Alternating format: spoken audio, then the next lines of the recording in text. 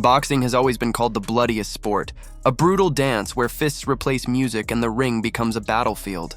Yet within this unforgiving arena, there are warriors who rise above the violence and transform it into spectacle. They do not just fight, they perform, weaving rhythm and arrogance into every movement, turning the savagery of boxing into a kind of art. These are the dancers of the ring, fighters who could make the crowd cheer not only for their punches, but for the show that came with them.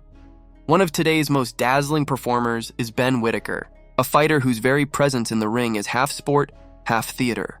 By 2024, he was still considered a promising prospect, a man carving his path toward greatness. But when the veteran Khaled Gradia stood across from him, there was a chance to derail that journey. Gradia entered the ring with determination, but from the opening bell, it was clear he was out of his depth. Whittaker moved like liquid, slipping punches, taunting with feints, then firing back with combinations that landed as clean as brushstrokes on a canvas. Every shot had swagger. Every dodge was a statement. Gradia could do little but wear the punishment across his face as swelling and bruises marked him down minute by minute. By the fifth round, the fight was less a contest than a public execution. Whittaker, smiling, grandstanding, made Gradia bow to the inevitable. Only the referee's intervention spared him further damage. Whittaker had won, not just with fists, but with performance. But the pioneer of boxing showmanship was Emmanuel Augustus, a man who brought style to a savage sport long before Whittaker was ever born. Augustus was called the Drunken Master, a fighter who seemed less concerned with victory than with entertaining the crowd. Against Ray Oliveira, he put on one of his most famous performances. From the very first round, Augustus switched on his rhythm like a dancer stepping into the spotlight.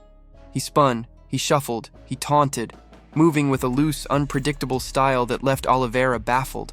Augustus dodged punches with ridiculous ease, slipping out of the way as though the strikes were choreographed steps in his routine. Then, when the moment came, he countered with crisp hooks and body shots, proving that behind the antics was real, punishing skill. Oliveira, outmatched and embarrassed, tried to play along, but his half-hearted attempts only made him look weaker.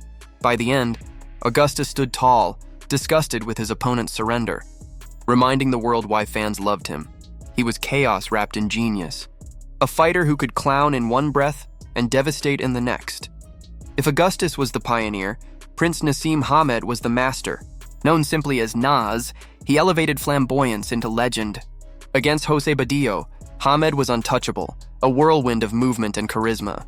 He dodged punches with his hands down, slipped shots with his head tilted back, and danced across the canvas as if the fight was his personal stage. Badillo tried to clinch, tried to hold, but it only made his humiliation worse.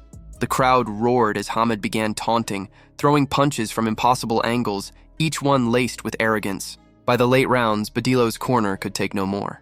They stopped the fight, rescuing their fighter from further punishment. Hamed had retained his title, but more importantly, he reminded the world why he was one of boxing's most unforgettable performers. He didn't just win, he entertained. Then there was Roy Jones Jr., perhaps the most gifted athlete ever to step inside the ropes. His 2000 clash with Richard the Destroyer Hall was proof of how Jones could turn brutality into ballet. Hall was a terrifying presence, a giant with knockout power, but Jones made him look foolish. In the first round, Roy dropped him with a perfect right hand, sending Hall to the floor like a rag doll. Somehow, Hall rose, and for a moment, the Destroyer charged back, pressing Jones against the ropes, throwing with reckless fury. He even dared to taunt, smiling through blood. But Jones was not a man to mock. With every passing second, he dismantled Hall with blinding speed, body shots, uppercuts, hooks that came faster than the eye could track. Jones wasn't just beating Hall, he was humiliating him, showing that talent and swagger could reduce even giants to rubble. By the end, Hall was battered, broken, and beaten into the Hall of Shame. But no story of boxing's artistry can be told without Muhammad Ali. Long before Whittaker, Augustus, or Hamed, Ali redefined what it meant to be a fighter who entertained. In 1966, he stepped into the ring against Cleveland Williams, a dangerous challenger with knockout power. What followed was one of the greatest displays of skill in boxing history. Ali floated around the ring, shuffling, dodging, peppering Williams with lightning jabs and devastating combinations. Every punch was poetry, every movement a work of art. Williams, tough as he was, could not survive the storm. Ali dropped him again and again until the referee finally stopped it. That night wasn't just a victory, it was Ali at his absolute best, a performance so dazzling that it cemented his legend. And in the modern age, even outside traditional boxing, the tradition of flamboyant fighters continues. Michael "Venom" Page, the king of Showtime in MMA, brought his theatrics into the boxing ring. Against Michal Chak, Page toyed with his opponent, hands down, moving like a man dancing through a nightclub. Then, with a single venomous right hand, he sent Chiasz crashing to the canvas. The Polish fighter bravely rose, but Page was only beginning. Seconds later, another monstrous shot folded him, ending the fight in brutal style. Page's performance reminded everyone that showmanship had not died. It had simply evolved. These fighters, Whittaker, Augustus, Hamed, Jones, Ali, and Page, represent the other side of boxing. Not just blood and violence, but rhythm, performance, and spectacle. They made fans laugh, gasp, and cheer, not only because of their victories, but because of how they won.